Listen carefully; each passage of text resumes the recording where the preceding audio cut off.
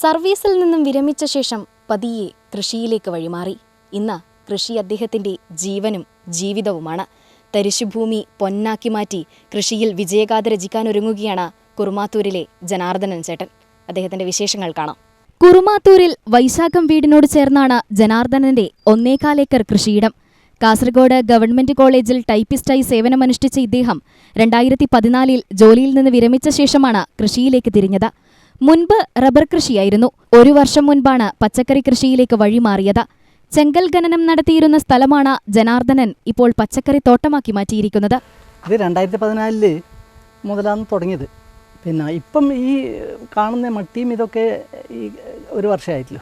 അത് കുരുമുളക് തോട്ടം ആക്കാൻ വേണ്ടി പൊങ്ങല്ലെന്ന് പറഞ്ഞ സാധനം നട്ടുപിടിപ്പിച്ചതാണ്. അതിൻ്റെ ഇടവളിയായിട്ടാണ് ചേന, ചേമ്പ്, ഇഞ്ചി, മഞ്ഞൾ.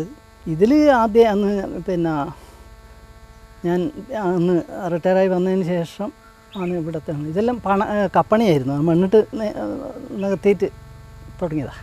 ഇതിൽ 2014 മുതലുണ്ട്. മറ്റേത് 1 വർഷമായില്ലോ. അത് റബ്ബറായിരുന്നു. റബ്ബർ ഷോട്ടറിന് കൊടുത്ത് മുറിച്ചതിന് ശേഷം അതിൻ്റെ കുറ്റിയൊക്കെ പറിച്ച് മാറ്റി JCB കൊണ്ട് ലെവലാക്കിയിട്ടാണ് തുടങ്ങിയത്. ആദ്യം ചെയ്തത് കുറേ ഫ്രൂട്ട് പ്ലാന്റും പിന്നെ തെങ്ങ്, കവുങ്ങ് അതൊക്കെ ആയിരുന്നു. ഈ വീട്ടുവളപ്പിലാണ് ചെയ്തത് 35 സെൻറ്റിൽ.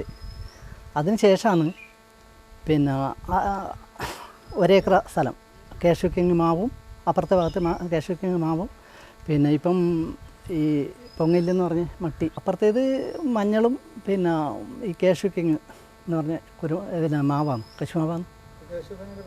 അതിന് പ്രത്യേകത അവർ പറയുന്നത് എന്ന് പറഞ്ഞാൽ 2ാം വർഷം മുതൽ വിള പിന്നെ എടുക്കാൻ പറ്റുന്നതെന്ന് പറയുന്നത്. അത് ഗ്രാഫ്റ്റ് ചെയ്ത് ഇതാണ്. ഈ കഴിഞ്ഞ കൊല്ലം തന്നെ പൂത്തിന്. ചേന, ചേമ്പ്, ഇഞ്ചി, മഞ്ഞൾ, വഴുതിനി, ചെണ്ടുമല്ലി, വാഴ, കുരുമുളക്, കാഷ്യൂ കിങ് എന്ന കശുമാവ് അങ്ങനെ ഒട്ടുമിക്കവയും ഇദ്ദേഹത്തിന്റെ തൊടിയിലുണ്ട്. പൂർണ്ണമായും ജൈവവള പ്രയോഗമാണ് കൃഷിയിൽ നടത്തുന്നത്. കൃഷി എന്നതിലപ്പുറം സ്വന്തം വീടിന് ചുറ്റും ഒരു പച്ചപ്പ് തന്നെ ഒരുക്കിയിരിക്കുകയാണ് ഇദ്ദേഹം. 1 വർഷമേ ആയിട്ടുള്ളൂ ജനാർദ്ദനൻ ചേട്ടൻ സമ്മിശ്ര കൃഷി ആരംഭിച്ചിട്ട്.